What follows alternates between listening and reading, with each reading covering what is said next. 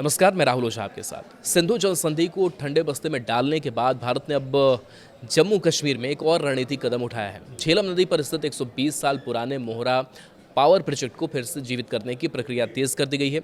जम्मू कश्मीर की उमर अब्दुल्ला सरकार के इस फैसले को न सिर्फ ऊर्जा क्षेत्र बल्कि रणनीतिक नजरिए से भी बेहद अहम माना जा रहा है, जिससे पाकिस्तान की चिंता बढ़ना तय है।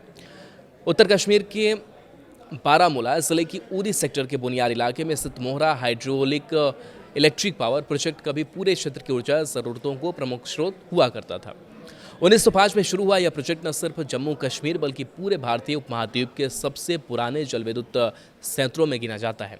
करीब 10.5 मेगावाट क्षमता वाले इस प्रोजेक्ट ने शुरुआती दौर में क्षेत्र के विकास में अहम भूमिका निभाई थी, लेकिन 1992 की भीषण बाढ़ के बाद यह पूरी तरह से ठप हो गया और पिछले 3 दशकों से बंद पड़ा था। अब बदलते भू राजनीतिक हालात और ऊर्जा ज़रूरतों के बीच इसे फिर से शुरू कराने का फैसला लिया गया है।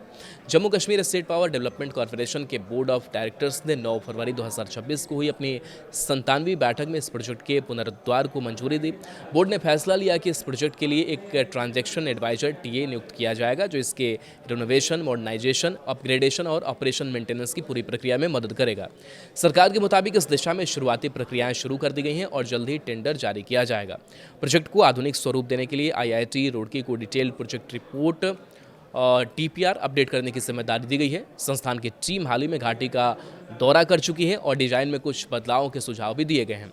इसके साथ ही प्रोजेक्ट की मौजूदा संपत्तियों का मूल्यांकन भी किया जा रहा है। इस प्रोजेक्ट को फिर से शुरू करने का फैसला ऐसे समय आया है जब भारत सरकार ने 2025 के पहलगाम आतंकी हमले के बाद सिंधु जल संधि को स्थगित कर दिया है। इसके बाद जम्मू कश्मीर में जल विद्युत परियोजनाओं की गति तेज कर दी गई है। लक्ष्य है कि मौजूदा 3540 मेगावाट उत्पादन क्षमता को बढ़ाकर 2035 तक करीब 11,000 मेगावाट किया जाए। इस लिहाज से मोहरा प्रोजेक्ट का पुनरुद्धार सिर्फ एक पुरानी परियोजना को जीवित करना नहीं बल्कि एक व्यापक रणनीतिक योजना का हिस्सा माना जा रहा है।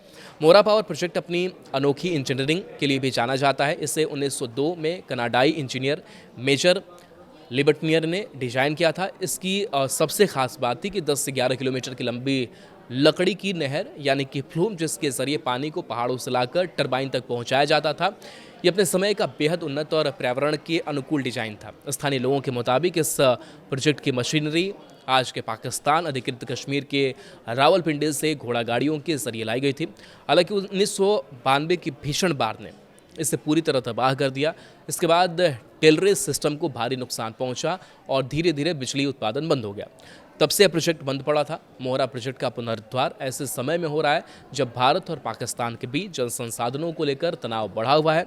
सिंधु जल संधि के स्थगन के बाद अब अपने हिस्से के जल संसाधनों के अधिकतम उपयोग की दिशा में तेजी से कदम उठा रहा है।